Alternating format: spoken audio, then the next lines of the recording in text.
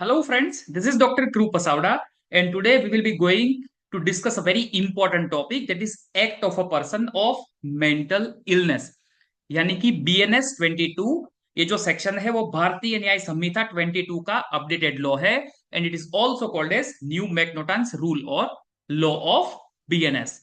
If you are new to this channel, consider subscribing and sharing. And if you want more video links, you can visit the description box.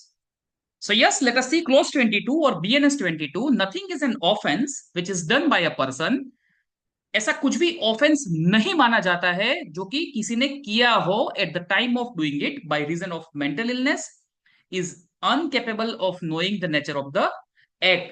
जो काम करने के time में उसको पता नहीं रहता है ये जो नेचर ऑफ एक्ट है वो क्या होगा, बिकॉज ऑफ मेंटल इलनेस. तो यहां पे ये लिखा गया है कि by reason of mental illness is incapable of knowing the nature of the act, or that he is doing what is either wrong or contrary to law. और mental illness की वजह से उनको ये भी नहीं पता चलता कि वो जो कर रहा है वो गलत है या तो फिर लॉ के विरुद्ध है.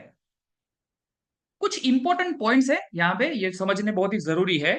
The section provides that mental illness can serve as a defence for a person accused of committing an offence. तो ये जो मेंटल इलनेस है वो एक डिफेंस के तौर पे काम करता है जब अ person accused of committing an offence. अगर कोई एक्यूज जो है वो अगर कोई ऑफेंस कमिट करता है at the time, mental illness can serve as a defence, provided that the mental illness prevents them from understanding the nature of the act they are doing and that the act is wrong or contrary to law. हमने जैसे पहले आपको बताया कि mental illness की वजह से जो नेचर ऑफ एक्ट है या तो वो समझ नहीं पाता या तो उनको ये पता नहीं चलता कि ये जो काम है वो गलत है या तो फिर लॉ के विरुद्ध है.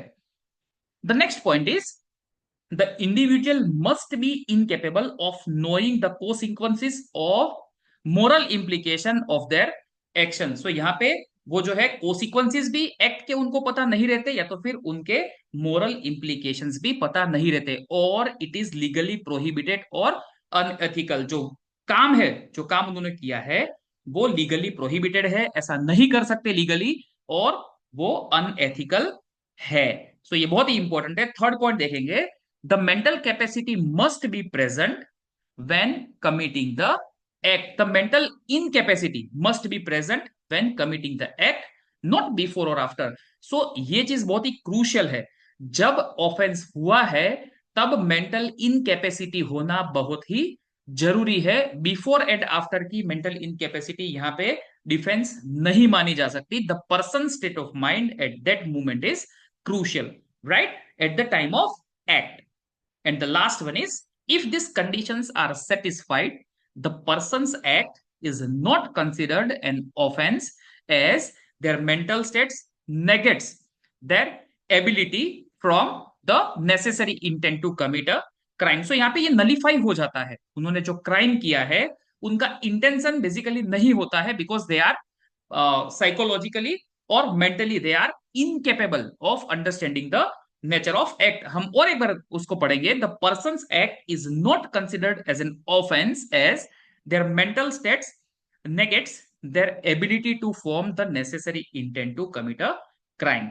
So thank you for watching this video. You can subscribe this channel, you can comment on this video कि आपको ये वीडियो कैसा लगा और आपको और कौन से नए टॉपिक के बारे में जानना है, and please you can share this video amongst your friends. Thank you.